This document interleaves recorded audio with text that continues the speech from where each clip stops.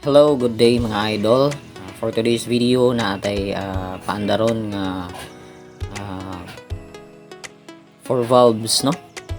Fresh from atong idol nga kanang kuan. Atong idol nga nasod no. Fresh from Thailand. So makita ninyo mga idol mao na yung porma mga idol.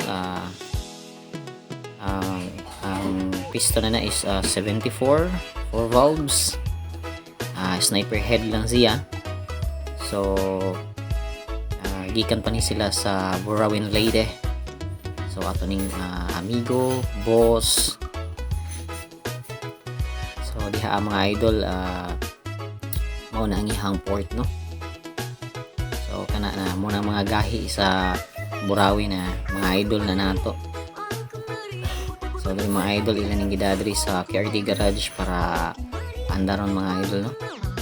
So diha nangita na si Busuan diha og G-Things para mo fit ana nga kon. So kini siya nga motor mga idol need pa ni siya i-reset no. Kay medyo retard mo gud ang iyahang timing. So kinahanglan na to siguro siya i-retiming no kung mo okay ang owner ani. So shout out sa tag-iya ni.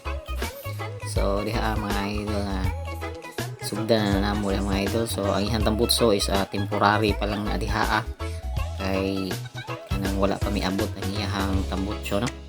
So gitemporarihan lang isa siya da. So makita ninyo mga idol. So way lami og tangke, wa poy lami og U-box. Iyahang swing arm wa poy lami. Iyahang shock wa po na siya lami ng shock mga idol.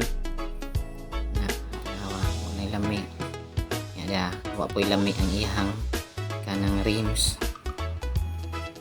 na idol na wala nga lami yang coil ihang caliper na wa po na lami wa po'y lami ang ihang kanang kuan hub wa pa lang na siya disc mga idol kana diha ihang trungko so diha mga idol mo nang gi-check ang kanang ihang kuryente no kung naanabay kuryente.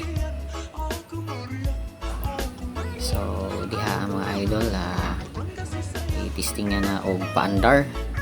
So mo na ni ang iyang kanang andaron mga idol. So paminawan na lang ninyo mga idol.